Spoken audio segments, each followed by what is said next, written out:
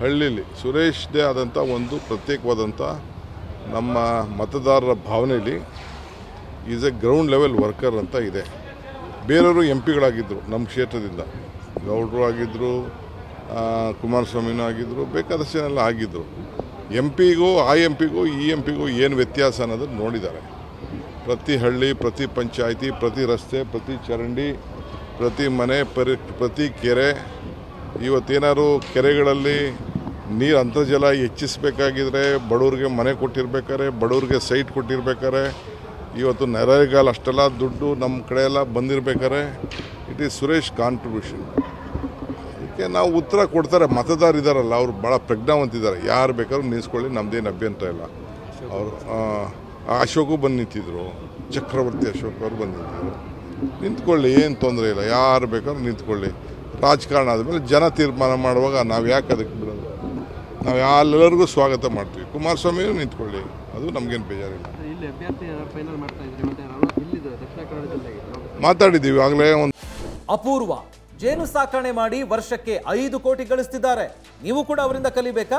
ಅವ್ರ ಜೊತೆ ವಿಡಿಯೋ ಕಾಲ್ನಲ್ಲಿ ಮಾತಾಡಬೇಕಾ? ಈಗಲೇ ಫ್ರೀಡಮ್ ಆ್ಯಪ್ ಡೌನ್ಲೋಡ್ ಮಾಡಿ. ಒಂದು 3-4 ಶಾರ್ಟ್ ಲಿಸ್ಟ್ ಮಾಡಿದ್ದೀವಿ. ಇನ್ನು ಅದು ಸರ್ವೆ ಟೀಮ್ ನಡೀತಾ ಇದೆ. ಇನ್ನೊಂದು ರೌಂಡ್ ಸರ್ವೆ ಮಾಡ್ತಾ ಇದ್ದೀವಿ.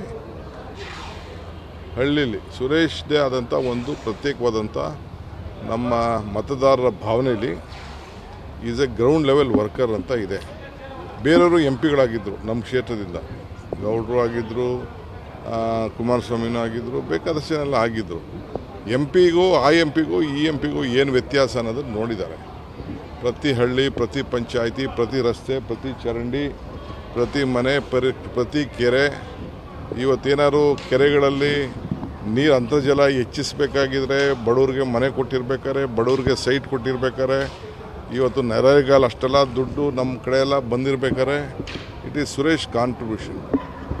ಅದಕ್ಕೆ ನಾವು ಉತ್ತರ ಕೊಡ್ತಾರೆ. ಮತದಾರ ಇದ್ದಾರಲ್ಲ, ಅವರು ಭಾಳ ಪ್ರಜ್ಞಾವಂತಿದ್ದಾರೆ. ಯಾರು ಬೇಕಾದ್ರೂ ನಿಲ್ಲಿಸ್ಕೊಳ್ಳಿ, ನಮ್ಮದೇನು ಅಭ್ಯಂತರ ಇಲ್ಲ.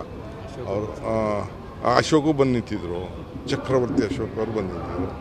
ನಿಂತ್ಕೊಳ್ಳಿ, ಏನು ತೊಂದರೆ ಇಲ್ಲ, ಯಾರು ಬೇಕಾದ್ರೂ ನಿಂತ್ಕೊಳ್ಳಿ. ರಾಜಕಾರಣ ಆದಮೇಲೆ ಜನ ತೀರ್ಮಾನ ಮಾಡುವಾಗ ನಾವು ಯಾಕೆ ಅದಕ್ಕೆ ಬಿಡೋದು? ನಾವು ಎಲ್ಲರಿಗೂ ಸ್ವಾಗತ ಮಾಡ್ತೀವಿ. ಕುಮಾರಸ್ವಾಮಿಯೂ ನಿಂತ್ಕೊಳ್ಳಿ, ಅದು ನಮಗೇನು ಬೇಜಾರಿಲ್ಲ.